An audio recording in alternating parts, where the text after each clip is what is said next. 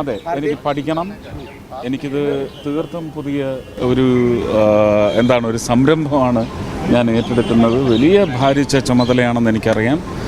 മിനിസ്ട്രിയെ സംബന്ധിച്ച് ഞാൻ സീറോയിൽ നിന്ന് സ്റ്റാർട്ട് ചെയ്യണം. അപ്പോൾ അതെല്ലാം പഠിച്ചതിന് ശേഷം പ്രൈം മിനിസ്റ്റർ അപ്പോയിൻ്റ് ചെയ്യുന്ന പാനലിനെയും കേട്ട് അതിൽ നിന്ന് പഠിച്ച് എനിക്കിത് ശരിക്കും ഒരു UKG കയറിയ അനുഭവമാണ്. ഈ ഒരു വകുപ്പ് എന്ന് പറയുന്നത് കുറച്ച് ജനങ്ങളുമായി ബന്ധപ്പെട്ട് നിൽക്കുന്നു. കാരണം ഈ പെട്രോളിൻ്റെ വിലവർദ്ധനയുമായി ബന്ധപ്പെട്ട അതൊക്കെ എങ്ങനെയെങ്കിലും തീർത്തും അതല്ല. ആ വിലവർദ്ധനയൊക്കെ സ്ക്വയർ ചെയ്യുന്ന തരത്തിൽ നമുക്ക് ഓയിൽ ഫൈൻഡിങ്സ് വേണം. അപ്പോൾ ഓയിൽ എക്സ്പ്ലോറേഷൻ നമ്മുടെ കാവേരി ബേസിൻ, അതുപോലെ തന്നെ കൊല്ലത്തിപ്പോൾ അങ്ങനെ ഒരു പോസിബിലിറ്റി ഉണ്ടെന്ന് ഇങ്ങനെ ഊഹാപോഹം കേൾക്കുന്നു. എനിക്ക് തോന്നുന്നു കേരളത്തിൽ നിന്ന് ഒരു മലയാളി മന്ത്രി ഈ മുറിയിലിരിക്കുന്നത് കൊണ്ട് അതിൻ്റെ സത്യസന്ധമായ അന്വേഷണം നടത്താനും അങ്ങനെ ഒരു സാധ്യതയാണെങ്കിൽ ഫലവത്തായ ഇംപ്ലിമെൻറ്റേഷനും വേണ്ടി പ്രവർത്തിക്കാൻ സാധിക്കും. കൊച്ചിയെ സംബന്ധിച്ചിടത്തോളം അവിടെ ഓൾറെഡി തന്നെ പെട്രോളിയവുമായി ബന്ധപ്പെട്ട കാര്യങ്ങളുണ്ട്.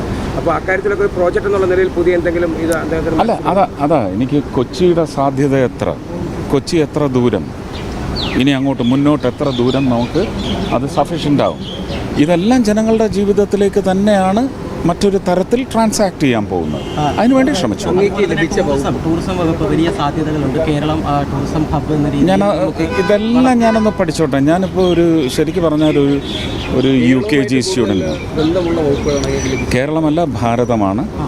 അപ്പോൾ കേരളം ടൂറിസത്തിൻ്റെ ഇന്ത്യൻ ഡെസ്റ്റിനേഷനാണെന്ന് പ്രൈം മിനിസ്റ്റർ പോൾ ഡിസ്കഷൻസിൽ പറഞ്ഞിട്ടുണ്ട്.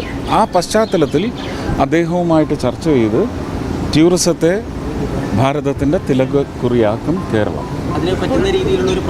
5 വർഷത്തിനുള്ളിൽ സെറ്റ് ചെയ്യാൻ സാധിക്കണം. അതിന് ആരുടെയൊക്കെ ഉപദേശം ആവശ്യമാണോ അത് സ്വീകരിക്കും. കേരളത്തിൽ നിന്ന് ടൂറിസം DGs ആയിട്ട് ഇരുന്നിട്ടുള്ള 3-4 പേരെ പിക്ക് ചെയ്യുന്നുണ്ട്. കേരളത്തിൽ നിന്ന് കേരള കാഡറിലുള്ളവർ മലയാളികൾ, അങ്ങനെയുള്ള ഒരു 4-5 പേരെ കൊണ്ടുവന്ന് ഒരു ഭയങ്കര സീരിയസ് ആയിട്ടുള്ള ഒരു ഡിസ്കഷൻ നടക്കും. എവിടെയൊക്കെയാണ് അൺടാപ്ഡ് ഏരിയാസ്, പുതിയ ഒരു ടൂറിസം രുചി നൽകാൻ പറ്റുന്ന ഇതുവരെ തൊടാത്ത മേഖലകളേത്, അത് അന്വേഷിക്കും. തൃശ്ശൂർ പൂരവുമായി ബന്ധപ്പെട്ട് ഇപ്പോൾ ചില വിവാദങ്ങളുണ്ടായി. അവിടെ ഇത്തരത്തിലൊരു വിവാദങ്ങളൊന്നുമില്ല. Very sorry. അടുത്ത വർഷം പൂരം മനോഹരമായി ജനഹിതത്തിൽ നടത്തിയിരിക്കും. അത് അന്ന് പറഞ്ഞതാണ്. അതിനാണ് എന്നെ അനുഗ്രഹിച്ച് തൃശ്ശൂർക്കാർ ഇങ്ങോട്ട് വിട്ടിട്ടുള്ളത്. ഉറപ്പായിട്ടും അതിമനോഹരമായി ജനഹിത പൂരപ്രേമി അപകടരഹിതമായ അതിമനോഹരമായ ഒരു പൂരക്കാഴ്ചയാക്കി സമ്മാനിക്കാൻ സാധിക്കണം എന്ന് ഞാൻ പ്രാർത്ഥിക്കുകയാണ്. അതിലേക്ക് തന്നെയാണ് ശ്രമിച്ചുകൊണ്ടിരിക്കുന്നത്.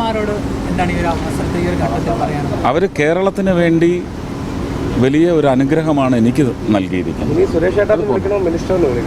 ഞാൻ സുരേഷ് ഗോപിയാണ്. അതങ്ങനെ തന്നെയാണ്. എൻ്റെ അച്ഛൻ ഇനി എന്നെ സാറിന് വിളിക്കത്തില്ല അല്ല. എൻ്റെ അച്ഛനും അമ്മയും വിളിക്കുമോ? ഇല്ല. അത്രയും. ഈ സിനിമകളുമായി ബന്ധപ്പെട്ട കമ്മിറ്റ്മെന്റ് ഒക്കെ വേഗം പൂർത്തിയാക്കും. ഈ ഷെഡ്യൂളുകൾ എങ്ങനെയാണ്? ഇല്ല, അതിപ്പം അമിത്ഷാജിയും പ്രൈം മിനിസ്റ്ററും വിളിച്ച് അതിനെ സംബന്ധിച്ച് എൻ്റെ ആവശ്യങ്ങൾ എന്താണ് അതെല്ലാം മനസ്സിലാക്കി എനിക്കതിന് വേണ്ടുന്ന ഒരു കണ്ടിൻജൻറ്റ് സപ്പോർട്ട് അത്ര ഇരട്ടിപ്പിച്ചോ ഇതും നടക്കും. എൻ്റെ സെറ്റിൽ ഒരു ഓഫീസ് ഉണ്ടാവും. ക്യാബിനറ്റ് മിനിസ്റ്ററെ കണ്ടിരുന്നു ഇപ്പോൾ എന്തെങ്കിലും? ഇല്ല, ഞങ്ങളിപ്പം മീറ്റിങ്ങിന് 12 മണിക്ക് ഞാനത് വേഗം പോയിട്ട് വരാം. മിനിസ്ട്രിയിൽ എത്ര മണിക്കാണ് ചാർജ് ചെയ്തെടുക്കുന്നത്? ഇപ്പം നേരെ അങ്ങോട്ടാണ് പോകും. i2i News, an eye for truth. i2i News subscribe ചെയ്തിട്ടില്ലാത്തവർ ഇപ്പോൾ തന്നെ സബ്സ്ക്രൈബ് ചെയ്യുക. നോട്ടിഫിക്കേഷൻ ലഭിക്കുവാൻ ബെൽ ബട്ടണും അമർത്തുക.